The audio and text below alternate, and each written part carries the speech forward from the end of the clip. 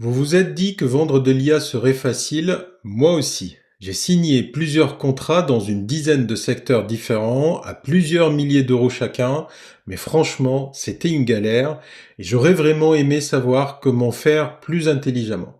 Donc pour vous faire gagner 6 mois et rendre votre parcours 10 fois plus simple, voici les 7 erreurs que j'aurais aimé éviter avant de vendre de l'IA et ce qu'il faut faire à la place. Pour commencer, je vais vous parler de l'erreur qui certainement vous fait perdre le plus de temps. C'est celle-là, vous apprenez au lieu de vendre. Vous passez vos soirées sur des tutos et pendant ce temps-là, vous ne prospectez pas parce que dans votre tête, il vous manque encore un outil, encore une compétence. Et une fois que vous l'aurez, là, vous vous sentirez prêt à vendre. Sauf que c'est un piège. Quand j'ai commencé, j'ai fait exactement ça. J'ai passé 6 mois à apprendre ChatGPT, Claude, Make N8N, Airtable, ClickUp. Bref, j'avais constamment 40 onglets ouverts, des dizaines d'heures de vidéos et zéro client. Puis, le jour où j'ai arrêté d'attendre d'être prêt et que j'ai commencé à prospecter, j'ai signé mon premier client à 10 000 euros avec un seul outil. Et c'était Make d'ailleurs. Donc retenez bien ça, vous n'avez pas besoin de connaître 50 outils pour facturer, il vous faut un client, un problème et un outil que vous connaissez déjà. Le reste, vous l'apprenez en livrant. Alors la prochaine fois que vous vous surprenez à vouloir apprendre un nouvel outil, posez-vous cette question. Est-ce que ça m'aide à signer un client cette semaine ou est-ce que je suis juste en train de me rassurer? La vente d'abord, les outils après. La plupart des gens n'arrivent pas à signer leur premier client pour une raison simple. Ils vendent de la techno au lieu de vendre un résultat.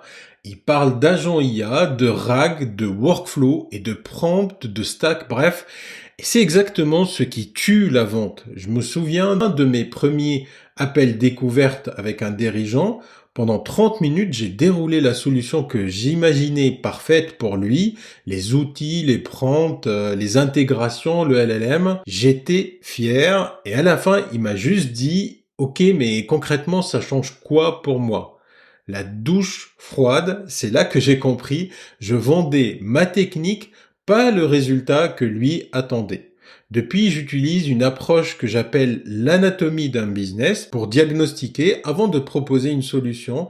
Et c'est justement comme ça que j'ai signé tous mes clients depuis, parce que en vrai, personne n'achète de l'IA. Les gens achètent de la croissance, les gens achètent du temps gagné, de la marge, des erreurs en moins, des deals signés plus vite. Donc votre job au début, ce n'est pas de sortir la techno, votre job c'est de diagnostiquer où le business perd de l'argent, du temps ou des opportunités. Et pour ça, l'anatomie d'un business, c'est très simple. Il y a 6 étapes dans cet ordre. Le marketing, la vente, l'onboarding ou l'intégration des nouveaux clients, la livraison du service ou du produit, la réactivation d'anciens clients et la rétention des clients existants. Si vous identifiez un blocage dans une seule de ces étapes, vous avez une vraie opportunité de valeur et une fois que le problème est clair, là seulement vous sortez la techno.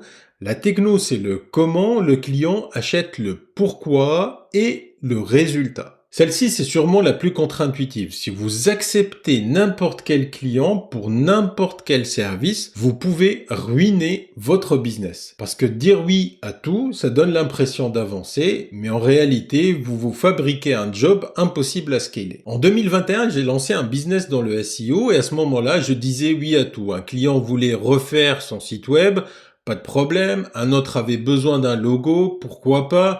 Un autre voulait un petit coup de main sur sa stratégie, allons-y.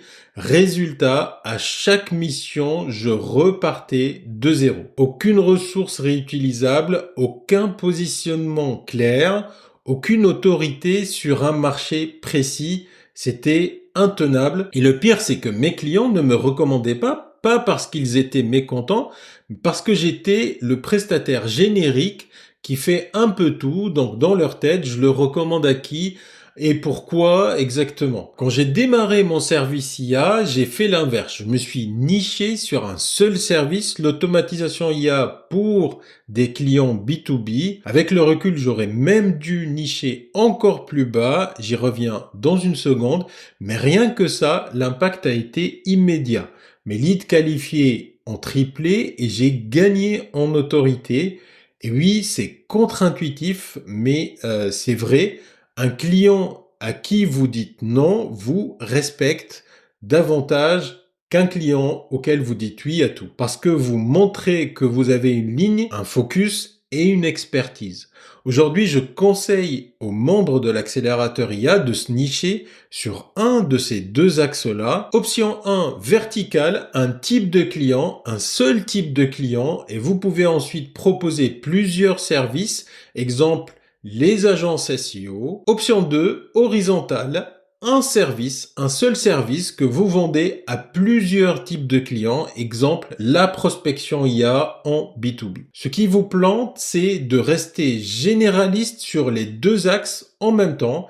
Plusieurs clients et plusieurs services. Dans ce cas, aucun problème ne se répète. Vous n'accumulez pas de vraie expertise, vous ne construisez rien de réutilisable, vous n'avez aucun effet de levier dans le temps. Votre objectif, ce n'est pas d'avoir plus d'opportunités. Votre objectif, c'est d'avoir des opportunités qui se ressemblent. Même client, même problème et même solution. Et là, vous capitalisez, votre automatisation devient un actif réutilisable, votre livraison s'accélère et votre prix grimpe. Quand vous offrez votre service gratuitement, généralement, vous n'attirez pas des opportunités, vous attirez surtout des problèmes. Vous attirez des clients qui ne s'engagent pas, qui demandent énormément et qui n'implémentent presque jamais ce que vous leur livrez. Je vais vous raconter un truc. Quand j'ai commencé à proposer mes services en freelance, je pensais avoir eu l'idée du siècle, proposer un service gratuit pour me faire la main et remplir mon portfolio. Résultat, c'était les pires clients que j'ai jamais eus. Ils n'étaient jamais disponibles, ils demandent 3 fois plus de révision que les clients premium et au final, ils ne déploient quasiment jamais mes livrables. Puis j'ai pris mes premiers clients payants et là, ça n'avait rien à voir. L'engagement était au top, les réponses rapides, pas besoin de relancer 10 fois pour avoir une info et plus surprenant encore, plus le client était premium, plus ses exigences étaient justifiées. La réalité, elle est simple. Un client qui ne paye pas, il ne respecte ni votre temps, ni le projet. Et l'échange monétaire, ça fait deux choses. D'abord, ça filtre les clients avec qui vous allez galérer. Et ensuite, ça crée un engagement des deux côtés, vous et lui. Maintenant, nuance importante, ça ne veut pas dire que vous devez facturer plein pot dès le premier jour. Vous pouvez très bien démarrer avec un tarif réduit en échange de quelque chose de concret, un témoignage exploitable, une étude de cas, ou alors une mise en relation avec 2-3 entrepreneurs de son entourage. Celle-ci, c'est un peu la faute des réseaux sociaux. Vous voyez partout des gourous qui vous expliquent que vous pouvez tout automatiser avec des agents IA et du coup, vous commencez à survendre l'IA à vos prospects. Le problème, c'est que vos clients s'attendent à de la magie et quand la réalité arrive, ils vous tiennent responsable de l'écart entre votre promesse et le résultat réel. Vous connaissez ce moment où lorsque votre GPS annonce arriver dans 10 minutes, et qu'au final, il vous en faut 25, le trajet devient insupportable.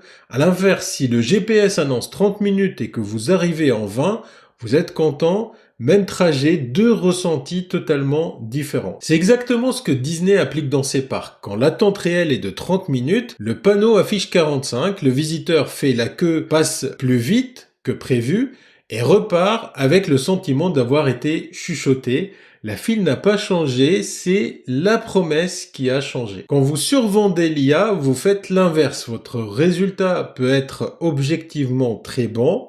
Vous avez automatisé 40% des tâches, vous avez aidé votre client à récupérer 8 heures par semaine. Mais si vous aviez promis autonomie totale, par exemple, où tout est automatisé, le client va être déçu. Donc retenez ça, l'IA n'est pas magique, c'est un levier opérationnel. Votre job, c'est d'être précis sur ce que vous livrez, ce qui est automatisé, ce qui reste manuel, ce qui nécessite de la validation, et à quoi ressemble le succès au bout de 2 semaines, de 30 jours, de 60 jours. Et surtout, arrêtez de promettre une autonomie totale. Très souvent, sous-promettre vous sauve la relation et vous aide à garder le client sur la durée. Maintenant que vous promettez juste, la question c'est à qui vous devez vendre votre service. Et ça peut paraître bizarre, mais évitez de démarrer avec des commerces locaux. Les restaurants, les salons de coiffure, les garages, non pas parce qu'ils sont nuls, mais parce qu'ils ne paieront presque jamais le prix juste pour un service IA. Prenons exactement la même solution, une automatisation de gestion de devis par exemple. Vous la proposez à un paysagiste, et vous entendez souvent, ça vaut combien? 2000 €? Je vais voir. Vous la proposez à une agence marketing et là, le discours change totalement. Est-ce que vous prenez en charge l'intégration avec Slack et notre CRM? Ce type de questions-là. Du coup, pour choisir une bonne niche IA, je vous recommande 4 critères simples. Le premier critère, un gain clair, argent ou temps. Votre solution doit faire gagner au client de l'argent ou du temps et idéalement les deux. Sinon, personne n'achète ou alors au prix d'un petit outil, pas d'un service. Deuxième critère, entreprise numérique facile à atteindre et à onboarder. Vous voulez des clients qui travaillent déjà avec des outils, les emails, le Slack, le CRM, les Notion, etc. Vous les prospectez plus facilement via LinkedIn, via email et ils adoptent plus vite vos process.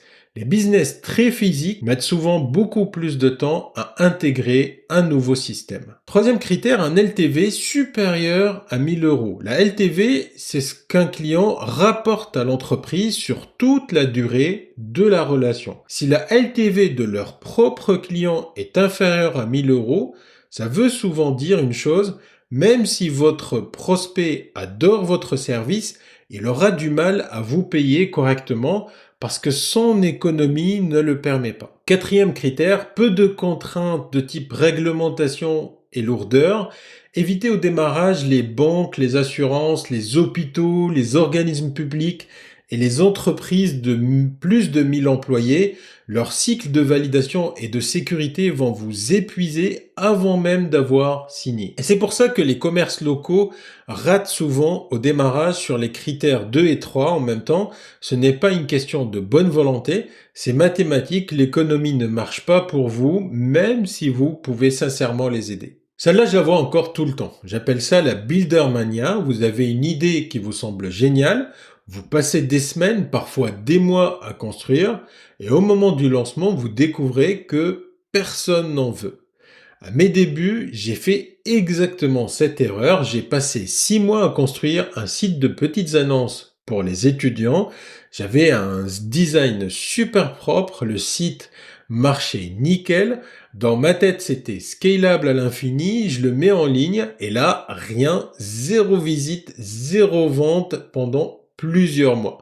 Depuis, j'ai complètement changé d'approche. Je vends d'abord, je construis ensuite, après paiement. Et seulement quand ça marche vraiment, j'envisage de le transformer en quelque chose de scalable. Donc mon conseil est simple, vendez avant de construire. Si vous n'arrivez pas à vous faire payer, ce n'est pas un problème de produit pas fini, c'est que la promesse n'a pas de marché ou pas assez de douleur pour être monétisée. Et retenez bien cette phrase, votre premier MVP, ce n'est pas une application, c'est une facture payée avant la première ligne de code. Maintenant, si cette vidéo vous a été utile, que vous voulez voir comment réussir concrètement votre première mission d'automatisation IA, celle qui peut vous payer plusieurs milliers d'euros, regardez cette vidéo juste ici, je vous montre étape par étape comment cadrer et livrer un projet qui transforme un prospect en client récurrent. Et pour ma part, il ne me reste plus qu'à vous dire à la prochaine.